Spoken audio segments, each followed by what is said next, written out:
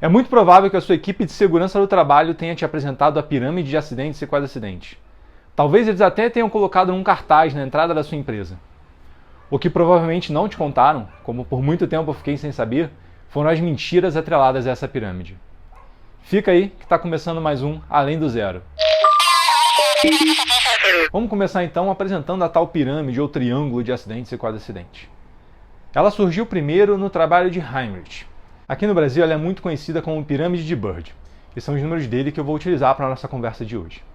Bom, uma pirâmide, e a ideia é que, para cada 600 quase-acidentes ou condições inseguras, por isso a base mais larga, nós temos 30 acidentes com alguma perda material, e para esses, 10 acidentes com lesão. E para cada 10 acidentes com lesões graves, uma fatalidade.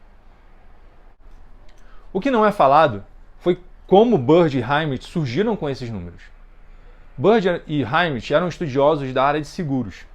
Então eles recolheram diversos números de sinistros em que foi feita uma chamada para a companhia de seguros, de diversas companhias, e chegaram à conclusão de que, para cada 30 chamadas onde havia uma perda material, apenas 10 levavam uma lesão mais séria e uma fatalidade. Bom, e os 600 da base? E os comportamentos inseguros? Não tinha como Bird e Heinrich chegarem a essa conclusão. Eles não tinham dados, eles não tinham como tirar, de onde tirar esses números. Então, esses números foram inventados. E o problema realmente não é esse. A proporcionalidade pode se manter, talvez você tenha visto na pirâmide da sua empresa. Para cada acidente sério, ocorrem muitos outros acidentes menores, e certamente a gente vai encontrar diversas condições de risco, diversos procedimentos não sendo seguidos. Aliás, sobre procedimentos, dá uma olhada no primeiro vídeo. O grande problema é que não existe uma relação de causalidade. As causas que levam a um acidente com fatalidade, um acidente grande que pode mudar a vida de uma pessoa, não são as mesmas que levam a acidentes pequenos, a tropeções, escorregões e torções. A relação entre acidentes pequenos, acidentes com lesões pequenas e fatalidades, inclusive, já foi tema de diversos estudos. Aqui eu apresento um. Veja que, quando a taxa de acidentes no eixo X, no eixo horizontal, é maior, ou seja, mais acidentes com lesões pequenas, mais acidentes menores são reportados, a taxa de fatalidade é menor. E a taxa de correlação é muito forte. O que esse estudo está dizendo é que, quanto mais acidentes na base, menos fatalidades a gente vai ter. Talvez a pirâmide esteja invertida.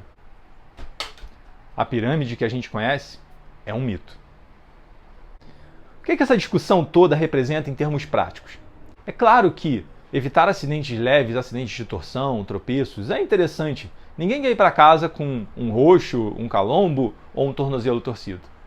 Mas não pense que ao fazer isso, você está realmente protegendo a vida dos seus colegas. Talvez seja a hora de rever aquela régua que você anda por aí medindo o salto alto das moças, ou a quantidade de broncas que você dá nos seus colegas por andarem digitando.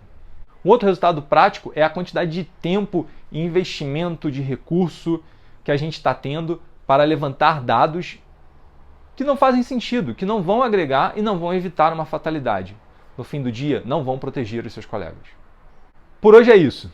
Se você achou interessante, se você quer perguntar um pouco mais, se você tem uma opinião diferente, comenta aí, vamos continuar a conversa. Você também pode me adicionar no LinkedIn e a gente continua por lá.